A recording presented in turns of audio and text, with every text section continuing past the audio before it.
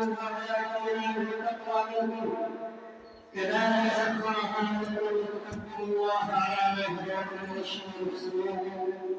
صدق الله العظيم. من زيد بن علقمة رضي الله عنه قال أصحاب رسول الله صلى الله عليه وسلم: ما هذه الأضاحي يا رسول الله؟ قال: سنة أبيكم إبراهيم عليه الصلاة والسلام. قالوا: فما لنا فيها يا رسول الله؟ قال: لكل شعرة حسنة. قالوا: فالصوف يا رسول الله؟ قال: لكل شعرة من الصوف حسنة، أو كما قال عليه الصلاة والسلام. میری زندگی کا مقصد نبی کی سرفرازی ہے. میری زندگی کا مقصد نبی کی سرفرازی ہے. میں اسی لیے مسلمان، میں اسی لیے نمازی ہوں. وہ شمع ڈالا جس نے کیا 40 برس تک غاروں میں، ایک روز چمکنے والی تھی سب دنیا کے درباروں میں. گھر عربی سما کی محفل میں لولا کلمہ کا شور نہ ہو، یہ رنگ نہ ہو گزاروں میں، وہ روح نہ ہو سیاروں میں. برادران اسلام، معزز سامعین قرآن کے بزرگوں اور دوستوں، میں نے آپ حضرات کے سامنے قرآن مقدس کے مختلف مقامات سے یکے بعد دیگرے کئی آیتیں تلاوت کیا. اس کے نامدار آقا علیہ الصلوۃ والسلام کا ایک فرمان زید بن ارقم رضی اللہ عنہ کے حوالے سے نقل کیا. لیکن ساری آیتوں اور احادیث مبارکہ کا مضمون یہ ہے کہ اللہ تبارک و تعالی نے سیدنا ابراہیم علیہ السلام کو حکم دیا کہ اے ابراہیم، اپنے بچوں کو، اپنے بچے اور بیوی کو جاؤ غیر ذی زرع وادی میں چھوڑ کر کے آؤ. سیدنا جبرائیل علیہ السلام آپ کی رہنمائی کر رہے تھے، آپ کو گائیڈ کر رہے تھے. تو جہاں پر سبزہ زار دکھائی دیتا تھا، ہریالی دکھائی دیتی تھی، تو ابراہیم علیہ السلام سیدنا جبرائیل علیہ السلام سے پوچھتے تھے کیا یہی وہ جگہ ہے جہاں پر مجھے قیام کے لیے حکم دیا گیا ہے؟ سیدنا جبرائیل علیہ السلام کہتے ہیں نہیں، ابھی اور آگے ہے. کئی مرتبہ سیدنا جبرائیل علیہ السلام سے سیدنا ابراہیم علیہ السلام نے سوال کیا، لیکن ہر مرتبہ اس کے جواب میں سیدنا جبرائیل علیہ السلام یہی کہتے تھے کہ ابھی آگے ہے وہ مقام جہاں پر اس وعدے پر آپ کو اترنا ہے. تو میرے محترم بزرگوں اور دوستوں، سیدنا ابراہیم علیہ السلام آخرکار اس وادی غیر ذی زرع میں پہنچ گئے جس کو قرآن نے اس طریقے پر بیان کیا ہے: ربنا انی اسکنت من ذریتی بواد غیر ذی زرع عند بیتک المحرم ربنا ليقيموا الصلاة فاجعل أفئدة من الناس تهوي إليهم وارزقهم من الثمرات. اے میں نے آپ کے حکم کے مطابق اپنی اہلیہ کو اور اپنے بچے کو وادی غیر ذی زرع میں چھوڑ دیا. یہ ایسی وادی تھی جہاں پر زندگی گزارنے کا کوئی سامان نہیں تھا، نہ کوئی سبزہ زار تھا، نہ کوئی گھاس، نہ کوئی درخت، نہ پانی کا کوئی انتظام، کچھ بھی نہیں تھا. سیدنا ابراہیم علیہ السلام نے اپنے اہلیہ کو اس ریگستان میں چھوڑا اور چھوڑنے کے بعد واپس چل دیے بغیر کچھ کہے ہوئے. اہلیہ نے کہا کہ الہی سیدی، اے میرے سرکار، اے میرے شوہر نامدار، آپ کہاں جاتے ہو؟ اللہ تبارک و تعالیٰ کی طرف سے حکم یہ تھا کہ زبان سے کچھ نہیں بولنا. چنانچہ حضرت ابراہیم علیہ السلام کچھ بھی نہیں بولے. کئی مرتبہ انہوں نے اس سوال کو دہرایا، لیکن اس کے باوجود حضرت ابراہیم علیہ السلام نے کچھ جواب نہیں دیا. اخیر میں ان کی اہلیہ محترمہ حضرت ہاجرہ کہتی ہیں کیا هل امرك الله بهذا؟ کہ اللہ تبارک و تعالی نے آپ حضرت ابراہیم علیہ السلام نے سر ہلا دیا اس بات میں، یعنی سر ہلا کر کے ہاں کہہ دیا بس اور چل دیے۔ اس بچے کو چھوڑ کر کسی نے کہا ہے 89 سال کی عمر میں بیٹا پیدا ہوا، کسی کے 90، کسی کے 92۔ بہرحال یہ بڑھاپے کی عمر تھی اور بڑی عمر تھی۔ اس عمر میں بچہ پیدا ہوا اور خوبصورت اور ہونہار بیوی اور زبردست ذہین و فقیر بچہ، اس کو چھوڑا ابراہیم علیہ السلام نے، اور ان کے لیے کھانے پینے کا کوئی انتظام بھی نہیں تھا۔ وہی جو سامان سفر لے کر کے آئے تھے، کچھ کھجور تھے اور ایک مشکیزہ پانی کا تھا، وہی چھوڑ کر کے چلے گئے۔ وہاں پر کسی بھی چیز کی کوئی فراوانی نہیں تھی، کوئی چیز وہاں پر موجود تھی ہی نہیں۔ چنانچہ ابراہیم علیہ السلام چلے گئے۔ اب وہ ایک مشکیزہ پانی، ہماری زبان میں ایک بالٹی کہہ لو یا ایک ڈول کہہ لو یا ایک مشک کہہ لو، جو آپ نے پہلے زمانے میں مصریوں کو دیکھا ہوگا تو بہت بڑا ہوتا ہے، ایک بالٹی کہہ لو، اتنا پانی کتنے دن چلے گا؟ حضرت حاجرہ اس پانی کو پیتی اور کھجوروں کو کھا کر کے جو دودھ ہوتا بچے کو پلاتی۔ آخرکار ایک وقت وہ آیا کہ سیدنا ابراہیم علیہ السلام کا چھوڑا ہوا سامان ختم ہو گیا، پیاس کی شدت محسوس ہوئی، پانی پینے کو ملتا نہیں تھا، اس لیے حضرت حاجرہ کے دودھ بھی نہیں ہوتا تھا، بچہ بھی پیاسا، ان کی ماں بھی پیاسی، جس کو کسی نے کہا ہے وَعَطِشَ إِسْمَاعِيلُ مَرْوَةً، سیدنا اسماعیل علیہ السلام ایک مطلب بہت زیادہ پیاسے ہوئے، تو ماں کی ممتا تڑپ اٹھی اور ماں اپنے بچے کو پانی کے تلاش کرنے کے لیے، بچے کے لیے پانی کو تلاش کرنے کے لیے جاتی ہے صفا پہاڑی پر، اور صفا پہاڑی سے کبھی مروہ پر، کبھی مروہ سے صفا کر 7 چکر لگایا ہے، اور وہیں پر ایک ان کو صدا سنائی دیتی ہے کہ تمہارے لیے پانی کا انتظام ہو گیا۔ وہ دوڑ رہی ہوتی ہے تو آواز کچھ مدھم سی سنائی دیتی ہے، رکتے ہیں اور کہتے ہیں کہ اے صدا دینے والے تو کون ہے؟ ذرا آرام اور سکون سے بول۔ آواز آئی غیب سے کہ پانی کا انتظام ہو گیا ہے۔ چنانچہ حضرت حاجرہ بیٹے کے پاس آتی ہیں، جس جگہ پر حضرت اسماعیل علیہ السلام بیل کی ایڑی رگڑ رہے تھے، سیدنا جبرائیل علیہ السلام نے اسی جگہ اپنا پر مارا اور پانی کا چشمہ جاری ہو گیا۔ سیدنا حاجرہ رضی اللہ تعالی عنہ کی بیتابی تھی، ان کی قربانی تھی، اتنی زبردست قربانی اور ایسا مجاہدہ تھا، اس مجاہدے کی بنیاد پر، اس محنت و مشقت کی بنیاد پر اللہ تبارک و تعالیٰ کی رحمت جوش میں آتی ہے اور سیدنا جبرائیل علیہ السلام کو بھیج کر پانی کا انتظام کرتی ہے، اور حضرت حاجرہ آتی ہے اور جس جگہ پانی نکل رہا تھا اس سے بالو وغیرہ نکال کر اس کی منیر بنا رہی تھی اور کہہ رہی تھی زمزم زمزم رک جا۔ اللہ کے رسول صلی اللہ علیہ وسلم نے ارشاد فرمایا کہ اگر اماں حاجرہ یہ نہ کہتی کہ اے پانی رک جا، تو اللہ تبارک و تعالیٰ اس کو نہر کی شکل میں جاری کر دیتا اور وہ آج نہر کی شکل میں موجود ہوتا۔ تو وہ پانی جو حضرت اسماعیل علیہ السلام کی ایڑی کی جگہ سے سیدنا جبرائیل علیہ السلام کے پر مارنے پر نکلا تھا، اس پانی کو کہا جاتا ہے زمزم۔ اس پانی کی خاصیت یہ ہے کہ اگر آپ بھوکے ہو پانی پیو گے، آپ کی پیاس بھی بجھے گی، آپ کی بھوک بھی بجھے گی۔ چنانچہ ان کے پاس کھانے کا کوئی انتظام نہیں تھا، اسی پانی کو پی کر کے بھوک مٹاتی اور پیاس بجھاتی اور حضرت اسماعیل علیہ السلام کے لیے دودھ کا انتظام کرتی۔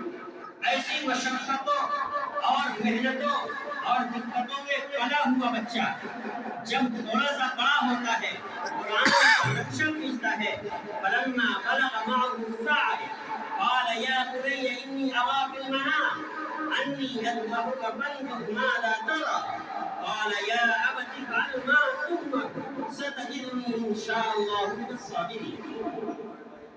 جب ابراہیم علیہ السلام تقریباً 8-10 سال کی عمر کو پہنچتے ہیں، اس میں مفسرین کا اختلاف ہے، کسی نے 14 سال، کسی نے 8-9 سال، کسی نے 10 سال، لیکن قرآن نے مطلب ایک لفظ کا لما بلغ معه السعی، جب ابراہیم علیہ السلام دوڑنے بھاگنے کی عمر کو پہنچ گئے۔ بعض حضرات نے یہ کہا ہے کہ جب ابراہیم علیہ السلام کا بیٹا حضرت اسماعیل آپ کے ہاتھ بٹانے کے لائق ہو گیا تو اللہ تبارک و تعالی نے عراق میں سیدنا ابراہیم علیہ السلام کو اسی ماہ مبارک کی 8ویں رات کو ایک خواب دکھلاتے ہیں۔ خواب کیا ہے؟ انی ارا فی المنام انی اذبحک فانظر ماذا تری، کہ میں نے خواب دیکھا ہے، اے میرے بیٹے، اے میرے پیارے لاڈلے دلالے بیٹے، میں نے ایک خواب دیکھا ہے، انی اذبحک، کہ جس خواب میں میں تمہیں ذبح کر رہا ہوں۔ آج تاریخ کو دیکھتے ہیں، حضرت ابراہیم علیہ السلام سوچ میں پڑ جاتے ہیں، سوچ و بچار میں اپنا وقت گزارتے ہیں، اس لیے اس رات کو یوم الترویہ کہا گیا۔ پھر بیائی نہیں یہی خواب عرفہ کی رات کو یعنی 9 تاریخ کو دیکھتے ہیں۔ ابراہیم علیہ السلام سمجھ گئے کہ یہ خواب رحمانی ہے، شیطانی نہیں ہے۔ پھر 10 تاریخ کی رات کو یہی خواب دیکھتے ہیں اور اس کے بعد مکہ حاضر ہوتے ہیں۔ اس مکے میں جہاں پر کوئی آبادی نہیں تھی، لیکن اب قبیلہ بنو لوگوں آباد ہو چکا تھا، پانی کو دیکھ کر کے حضرت حاجرہ سے اجازت لے کر کے حضرت حاجرہ نے ایک شرط لگائی تھی کہ تم اس وقت یہاں قیام کر سکتے ہو کہ پانی کی جو ملکیت ہوگی وہ میری ہوگی، آپ میں سے کوئی پانی کا مالک نہیں بنے گا۔ انہوں نے قبول کر لیا، حضرت حاجرہ نے ان کو اجازت دے دی۔ اب بچہ تھوڑا بڑا ہوا تو یہ خواب دیکھتے ہیں، خواب دیکھ کر آتے ہیں اور آنے کے بعد اپنے خواب کو اپنے بیٹے سے بیان کرتے ہیں کہ اے بیٹے، میں نے ایک رحمانی خواب دیکھا ہے اور انبیاء کا خواب بھی وحی کی ایک قسم ہوتا ہے۔ بخاری شریف کے اندر یہ روایت ہے کہ نبیوں کا خواب یہ وحی کا 46واں حصہ ہوتا ہے۔ خیر، سیدنا ابراہیم علیہ السلام اپنے نور نظر سے مشورہ کرتے ہیں، لیکن یہ مشورہ اس لیے نہیں کرتے کہ اگر میرا بیٹا تائید کر دے گا تو میں قربانی کروں گا اور اگر میرا بیٹا انکار کر دے گا تو بیٹے کو سمجھاؤں گا، یہ نہیں تھا، بلکہ انہوں نے مشورہ اس لیے کیا تھا کہ بیٹے کے دل کے اندر اللہ کے حکم کو بجا لانے کا شوق اور جذبہ کتنا ہے یہ دیکھنا تھا۔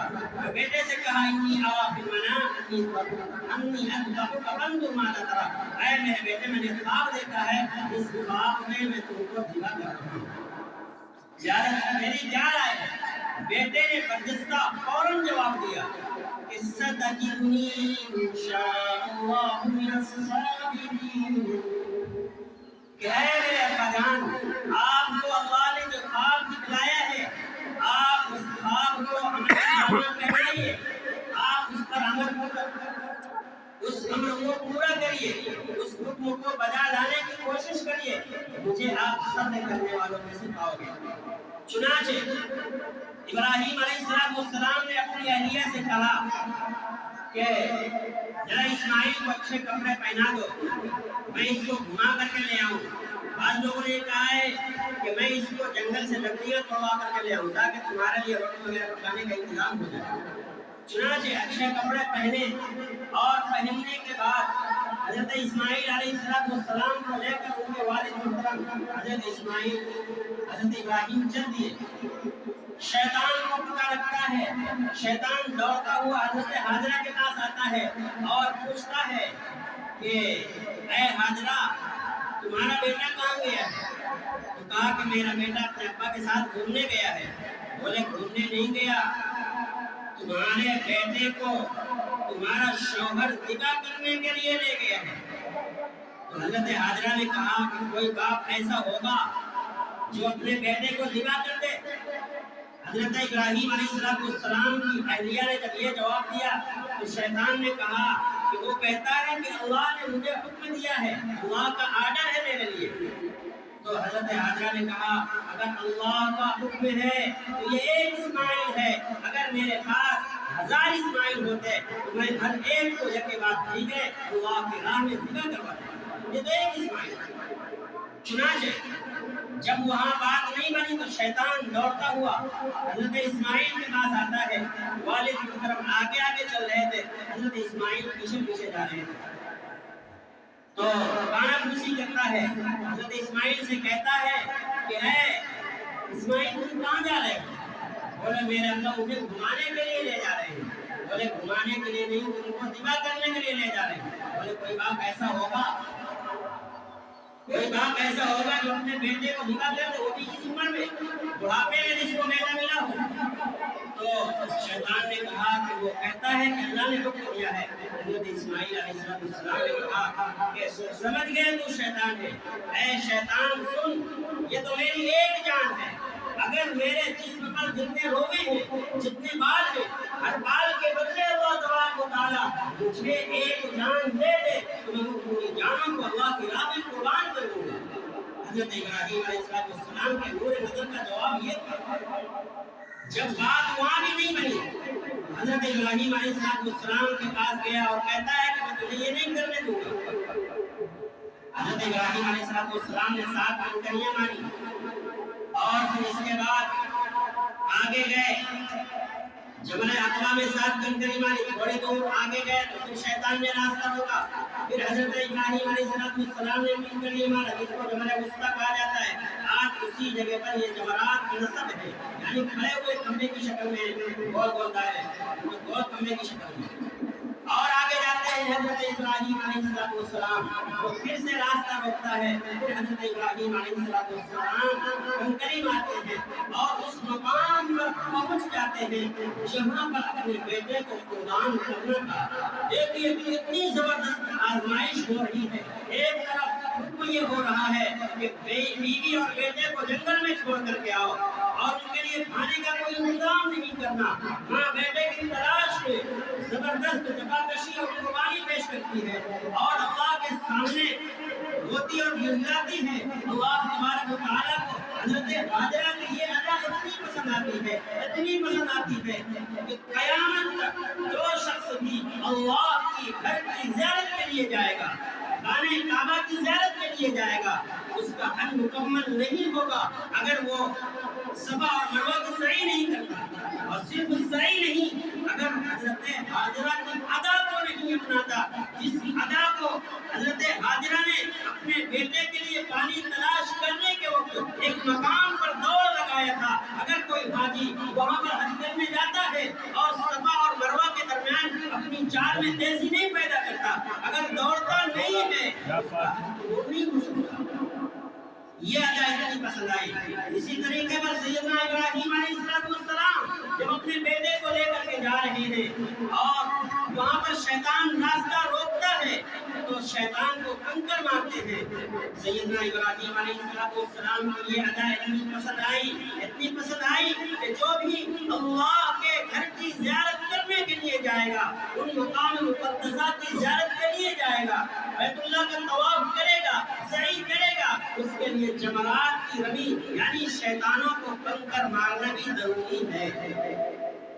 ابراہیم علیہ السلام نے اپنے بیٹے کو ذبح کرنے کا پورا پروگرام بنا لیا تو بیٹے نے کہا کہ اے میرے ابا جان ایک کام کریے، جب ذبح کرنا تو میرے ہاتھ پیر باندھ دینا تاکہ جب آپ مجھے ذبح کریں تو چھری چلنے کے وقت جو مجھے تکلیف ہوگی کہیں اس تکلیف میں اپنے ہاتھ اور پیر کو اچھالوں نہ اور اس کی وجہ سے وہ ہاتھ اور پیر آپ کے جسم سے ٹچ ہو جائیں، آپ کو لگ جائیں، آپ دھکے سے گر جائیں اور آپ کی شان میں گستاخی ہو جائے۔ ایک کام کریے کہ میرے ہاتھ اور پیر باندھ دیجیے، اور یہ بھی کہا کہ ابا جان اپنی آنکھوں پر پٹی باندھ لیجیے تاکہ میرا معصوم چہرہ آپ کی نگاہوں کے سامنے نہ پڑے، کہیں ایسا نہ ہو کہ میرا معصوم چہرہ دیکھ کر آپ کے ہاتھوں میں جنبش پیدا ہو جائے، آپ کے ہاتھوں میں لرزش طاری ہو جائے، آپ کے ہاتھ ہلنے لگے، کانپنے لگے، آپ تھرتھرانے لگے، اور آپ اللہ کے حکم کو بجا لانے میں پیچھے نہ رہ جاؤ۔ اس لیے میرے اپنی آنکھوں میں پٹی باندھ لو اور چھری کو تیز کر لو۔ چنانچہ سیدنا ابراہیم علیہ السلام نے بیٹے کو الٹا لٹایا، اپنے ہاتھ میں پٹی باندھا۔ ایک روایت میں یہ بھی ہے کہ بیٹے نے کہا کہ میرے کپڑا اڑا دو تاکہ میرا معصوم چہرہ آپ کو دکھائی نہ دے، آپ کی نظر میرے معصوم چہرے پر نہ پڑے۔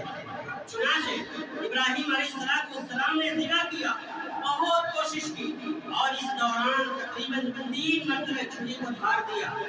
چھری کو حکم تھا اللہ کی جانب سے، اے چھری خبردار چلنا مت، اسماعیل کا ایک روزہ بھی نہیں ضائع ہونا چاہیے۔ اور اسی طریقے پر اللہ کا حکم تھا کہ اے چھری خبردار اسماعیل کو کچھ بھی نقصان نہیں پہنچنا چاہیے۔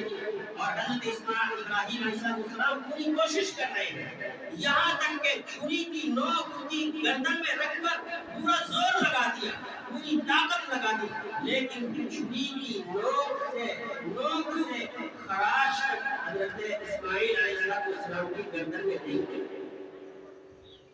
اس لیے چھری سے کہتے ہیں کہ چھری تجھے کیا ہو گیا، تو چلتی کیوں نہیں ہے؟ بولے تو ایک مرتبہ چلا رہا ہے، تیرا حکم میرے لیے ایک مرتبہ ہے۔ ادھر آسمان میں اللہ حضرت جبرائیل کو بھیج کر کے کہہ رہا ہے کہ خبردار اسماعیل کو کوئی نقصان نہیں پہنچنا چاہیے۔ حضرت ابراہیم علیہ السلام نے یہ قربانی دی۔ اب یہ قربانی ابراہیم علیہ السلام اللہ کے ایک محبوب ہے، محبوب کے محبوبیت کا ایک انداز ہے۔ یہ قربانی جنہوں نے اپنا بیٹا اللہ کی راہ میں قربان کرنے کے لیے پیش کی۔ قربانی ہے کیا چیز؟ زید بن ارقم رضی اللہ تعالیٰ عنہ صحابی رسول، انہوں نے کہا قال اصحاب رسول اللہ صلی اللہ علیہ وسلم ما هذه الاضاحی یا رسول اللہ، اے اللہ کے رسول صلی اللہ علیہ وسلم قربانی کیا ہے؟ قربانی کس کو کہتے ہیں؟ اللہ کے رسول صلی اللہ علیہ وسلم نے ارشاد فرمایا سنت ابیکم ابراہیم علیہ السلام، یہ تمہارے قائد امجد سیدنا اسماعیل ابراہیم علیہ السلام کی سنت ہے۔ صحابہ نے پوچھا فما لنا فیہا یا رسول اللہ، اے اللہ کے رسول صلی اللہ علیہ وسلم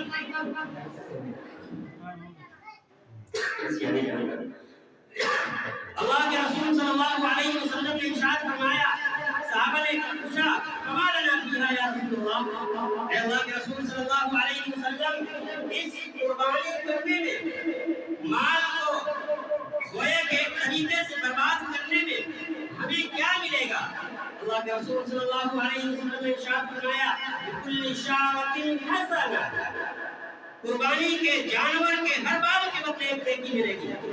صحابہ نے کہا یا رسول اللہ، اے اللہ کے رسول صلی اللہ علیہ وسلم اون میں کیا ملے گا؟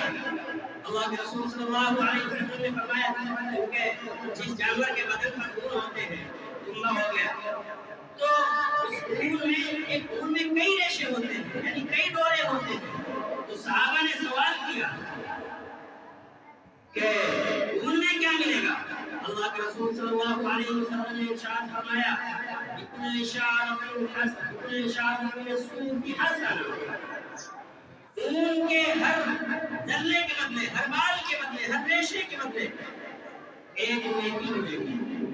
اس لیے میرے محترم بزرگ اور دوستو، قربانی کو ہر شخص کو کرنا چاہیے۔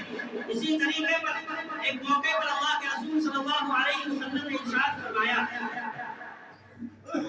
حضرت عائشہ رضی اللہ عنہا اس حدیث کی راویہ ہے، ما عمل آدمی من عمل يوم النحر حب إلى الله من إهراق الدم وإنه ليأتي يوم القيامة بظهورها وأشعارها وأطلافها وإن الدم عليكم من الله بمكان قبل أن يقع بالأرض فتيلوا بها نفسا۔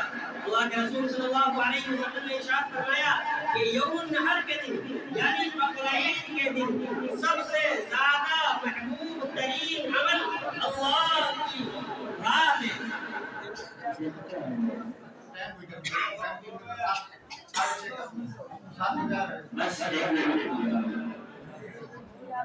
چلے نماز پڑھنے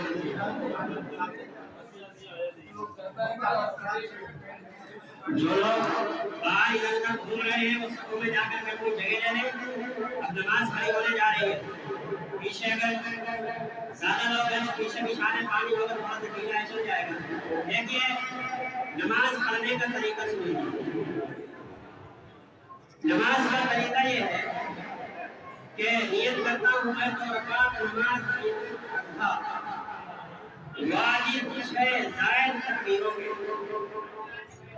پیچھے اس امام کے رکن اللہ تعالیٰ کے پیچھے اس امام کے رکن میرا کعبہ شریف کی طرف اللہ اکبر. اس کے بعد اللہ اکبر کہہ کر امام ہاتھ باندھ دے گا. ہاتھ باندھنے کے بعد ثنا پڑھا جائے گا. ثنا پڑھنے کے بعد 3 تکبیریں کہی جائیں گی. اللہ اکبر ہاتھ چھوڑ دیا جائے گا. پھر دوسری تکبیر کہی جائے گی. اللہ اکبر ہاتھ چھوڑ دیا جائے گا. پھر تیسری تکبیر کہی جائے گی. ہاتھ